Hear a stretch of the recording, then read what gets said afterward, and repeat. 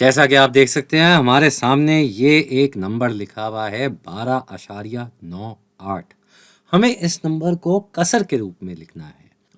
कसर के रूप में लिखने के लिए सबसे पहले तो हम ये देख लें कि ये नंबर एक से बड़ा है, यानी कि हमारा जो भी जवाब आएगा उसमें ये 12 तो ऐसे का ऐसा ही आ जाएगा 12 पूरे के रूप में।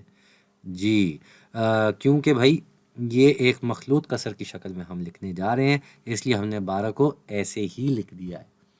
अब अशारिया की दाईं जानिब आके हम देखते हैं ये जो नंबर लिखा हुआ है ये असल में हमें बताएगा कि क्या है जिसको हमें कसर में लिखना है। जी, तो यहाँ पे हम देखते हैं कि ये 9 है 10वीं की कतार में, यानी कि 1/10 की मिकदार रखता है।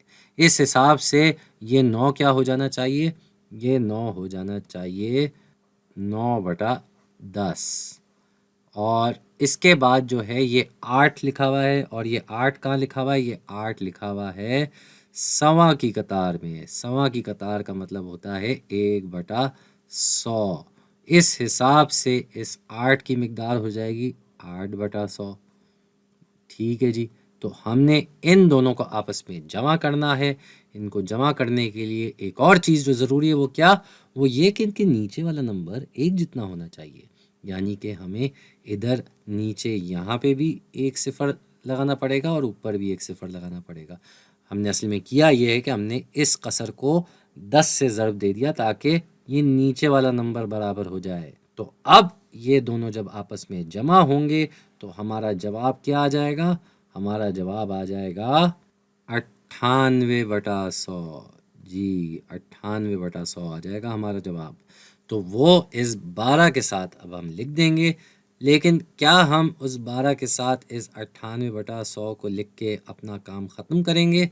नहीं, एक छोटा सा काम रहता है, तो हम यहाँ से ज़रा पीछे चले जाते हैं।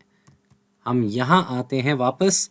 यहाँ पे हमें इसको अपने मुनफरिद रूप में लाना है, क्योंकि ये अभी दोनों ऊपर और नीचे दोनों नंबर जफ्त अदद हैं और इन दोनों नंबरों को हम 2 से तकसीम कर सकते हैं। तो हम इधर भी 2 से तकसीम करेंगे, हम यहाँ पे भी 2 से तकसीम करेंगे, और फिर ये हमारी कसर अपने मुनफरिद रूप में आ जाएगी 39/50। तो हमारा जवाब क्या होगा इसका? ये होगा 12 पूरे 39/50। ये हो गया भाई हमारा फाइनल जवाब। इस नंबर को हमने कसर के रूप में लिख दिया।